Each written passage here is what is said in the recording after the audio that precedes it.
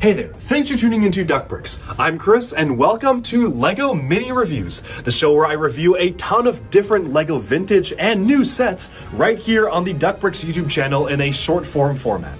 So I have a ton of Bricklink orders to get through as well as just associated LEGO purchases, and I figured instead of making a mega video where I go through every single one that's hours long, why not break it up into separate mini reviews? And so in addition to our normal 3 videos a week schedule, be sure to stay tuned for a mini review dropping every single day where we do not normally have a standard video releasing. I hope you enjoy, and let's jump right into our first pick.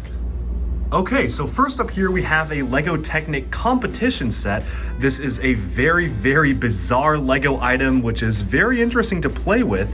You may notice some strange blocks in the back here, and that's because this is actually motorized. So I'm going to take the spider fellow right here, push this button, and you can see he spins around, jiggles a little bit, kind of like an insect going crazy, which is a pretty fun play feature. And the way the game works is that you're actually supposed to hit the target on the front here, which is this one, using this jet here. So hit it with the punching Tarkava-like fists right here while it's spinning. So you've got this wildly spinning thing, and I'm gonna try to get this guy in the center right here, and you're supposed to try and whack him while he's spinning. So this is a kind of one-player game here, but it's kind of hard because, wow, getting the timing on this is pretty difficult. I'm gonna make it easy for myself just to show you how this works and make him stop spinning.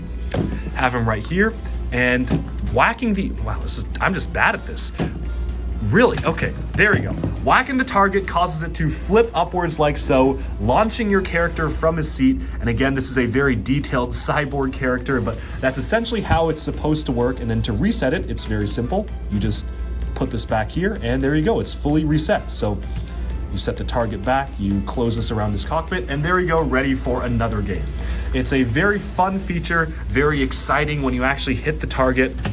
You can really just flip him backwards, and it's very easy to reset as well should you actually want to reset it yourself. So it's just a fun play feature overall. This is a pretty unique set. And of course, moving on to looking at the actual jet here, it's a very simple build, kind of unorthodox. Of course, you've got a jet, but with 2 large punching stuff here, but it does its job pretty well. And you can see that the punching motion actually works out very smoothly, like the Tarkava from Bionicle.